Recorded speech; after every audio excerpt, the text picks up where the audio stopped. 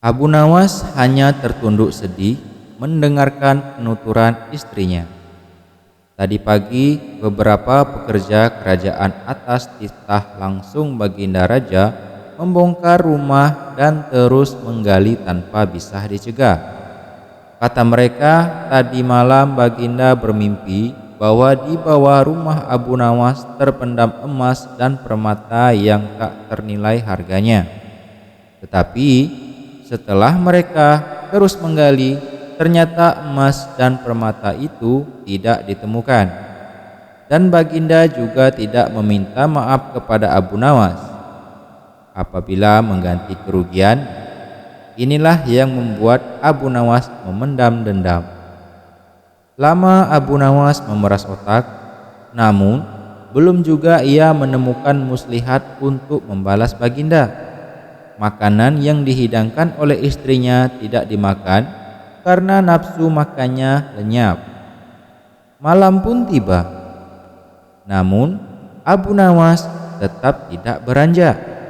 Keesokan hari, Abu Nawas melihat lalat-lalat mulai menyerbu makanan Abu Nawas yang sudah basi. Ia tiba-tiba tertawa riang. "Tolong ambilkan kain penutup untuk makananku dan sebatang besi," Abu Nawas berkata kepada istrinya. "Untuk apa?" tanya istrinya heran. "Membalas Baginda Raja," kata Abu Nawas singkat. Dengan muka berseri-seri, Abu Nawas berangkat menuju istana. Setiba di istana, Abu Nawas membungkuk hormat dan berkata, "Ampun tuanku, hamba menghadap tuanku Baginda hanya untuk mengadukan perlakuan tamu-tamu yang tidak diundang.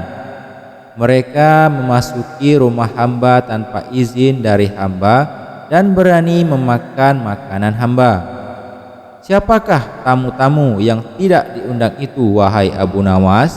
sergap Baginda kasar. "Lalat-lalat ini tuanku," kata Abu Nawas sambil membuka penutup piringnya. "Kepada siapa lagi kalau bukan kepada Baginda junjungan hamba? Hamba mengadukan perlakuan yang tidak adil ini." "Lalu keadilan yang bagaimana yang engkau inginkan dariku?" "Hamba hanya menginginkan izin tertulis dari Baginda sendiri agar hamba bisa dengan leluasa menghukum lalat-lalat itu." Baginda Raja tidak bisa mengelakkan diri menolak permintaan Abu Nawas karena pada saat itu para menteri sedang berkumpul di istana.